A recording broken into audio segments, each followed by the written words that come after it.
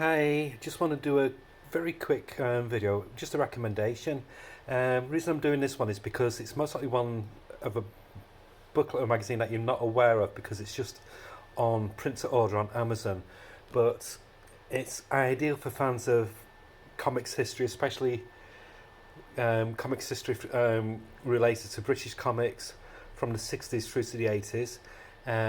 So it's and especially ones. I mean, everybody knows about 2000 AD and things like that, but this focuses on the ones that you might not be aware of as well. So it's CROK, which is Comics Rule OK, which is a play on the action comic strip Kids Rule OK, which was the cause of Action being banned eventually. So there's two issues so far. It's just been yearly at the moment, but hopefully it'll get more frequent release going forward. £5.99. Like I said, you order it on Amazon and then they print it off, so it's print on demand. Nice square bound magazine, really sturdy covers, and there's only about 56 pages, but the 56 pages are crammed. So £5.99, it's a really good deal. And like I said, it doesn't just focus on the more popular British strips, but some obscure titles. And the great thing is as well, some of these titles hopefully we'll see in the Treasury of British Comics, what Rebellion, who published 2000 AD, do graphic novel collections of. And the fascinating reading, so it covers some really obscure like fantasy strips, girls strips as well. Like this character here, Eye of the Tiger, which is very early Carlos Esquerra artwork. And then it does genres, so this one's looking at dinosaurs in British comics, as you can see here. And there's a really good in-depth article on Kids Rule OK. So this is about the whole furrow which was raised by Action Comics, how they were saying politicians and news channels were saying it was promoting and encouraging violence amongst the youth in the 70s. And then there's a really bizarre one. I thought this is going to be such a boring read, but it was fascinating. And it was about how in the 70s there's this theme of oil rigs, stories based on oil rigs, action series set on oil rigs and like sea monsters, etc. And then this article is fascinating. This features a topic about an artist who did one strip for 2000 AD, a Judge Dredd strip, and his primary work was doing stories for gay like leather magazines and stuff like that. So it's a bit of a tangent in his art style. So he's more like into like doing strips about leather boys and bikers and stuff, you know, chaps and things like that. So yeah, that's very very cool art strip. So it's a depth. It's the whole. It covers every genre and area of British comics. And this one looks at a strip that appeared in the Guardian, which again I thought was going to be a boring read. I think it was so interesting because I'd never heard of this comic before. And then there's a great strip about the origins of Night Raven. If you've never read Night Raven, hold on, it starts here. If you've never read Night Raven, I do recommend either hunting out some of the old Hulk comics, or see if you can get the collection that they brought out a while ago, which was must be 20 years ago now. So you might be able to find it on eBay. But it was such a brilliant noirish strip. I think the initial story, it was like the art duties was primarily done by David Lloyd, but John Bolton did some strips as well.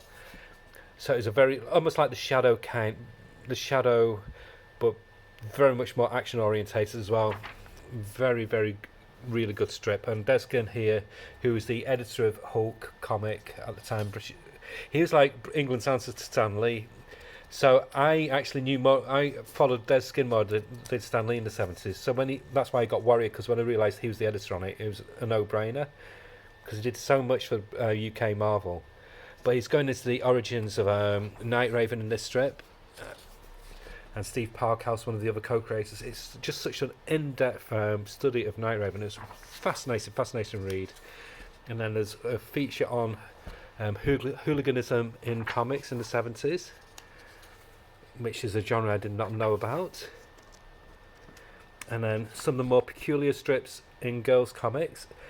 That is an area I'd love to explore more. I didn't realise how much depth of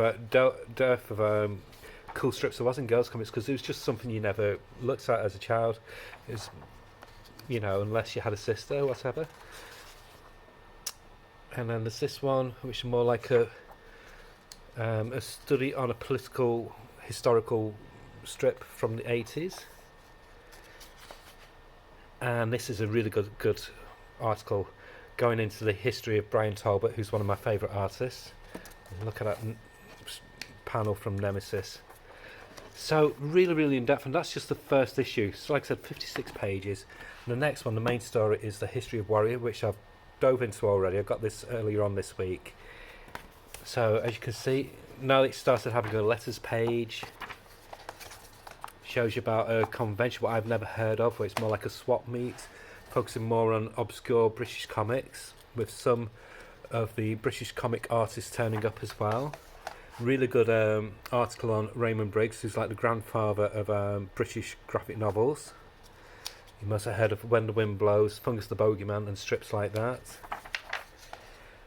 And then one looking at more obscure historical, kind of like Viking saga.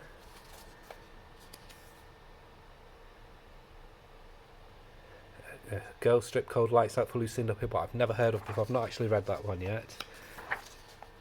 But the British Library of Comics, what Rebellion do, they are bringing out some really cool strips from the girls' comics, what I will eventually get. And this one is looking at a theme that ran through a lot of comics, where it had strips focusing on cavemen, like caveman transported to modern times. And this one was fascinating. Again, it's a genre, of course, because I was too young at the time, where they did gentlemen's magazines, or like soft porn magazines, but they did comic strips inside them. So again, really fascinating area, but I knew nothing about. And then this is the big sell for me. Huge article on Warrior, talking to Des Skin himself, the brains behind Warrior and the creative genius of a lot of the origins of the strips what are in there, such as V for Vendetta, Marvel Man, or Miracle Man has he got changed to. So yeah, and then they had people like Alan Moore on Warrior, David Lloyd, Steve Parkhouse, Steve Dillon, and lots more. Brian Bolland did some strips as well. Really in depth, and it goes in depth. There's about 20 pages looking at different aspects of it. And this was a good strip, focused on how in the 70s as well, like they do nowadays, but they used to do strips based on current flavours in movies. So like Jaws, they had Hookjaw. Rollerball came out, so they had Death Game 1999, which was even more violent. And then it then does the tangents and looks at games, strips based on sports as well. So Second World War strips, what might have football teams in it and stuff like that. Really interesting article. And this one looks at more obscure sci-fi from the 60s. And this is a comic I'd love to check out called Smash, which originally was more like a comic that just published reprints of Marvel and DC, and then they had to generate their own titles when they lost the license to print those. And then British Underground Comics, interesting, but I do not like this artwork in this one. But at the end of the day, it's still an interesting article. And then some more quirky, horrific girls strips. They like the horror strips in girls comics. So like I said, some of these I think have now been reprinted, so I'm going to hunt these out because the artwork looks amazing. And then really good article focusing on the artistic references that Arthur Anderson did, who did Button Man and Judge Anderson, etc. One of the best comic artists around, period. And yeah, it's really good. I mean, what I like about Arthur Anderson as well, he's very open about where he gets his influences from, what he uses for reference material, so that's good, especially if you're an aspiring artist. Look at some cowboy strips, Ringo, Butch Connor, etc. So yeah, like I said, 56 pages, really high quality, print on demand, so highly recommend you pick those up. CROK. If you're just interested in comics history in general, or in particular comics from the UK, the more obscure ones and the more popular ones as well. Okay, bye.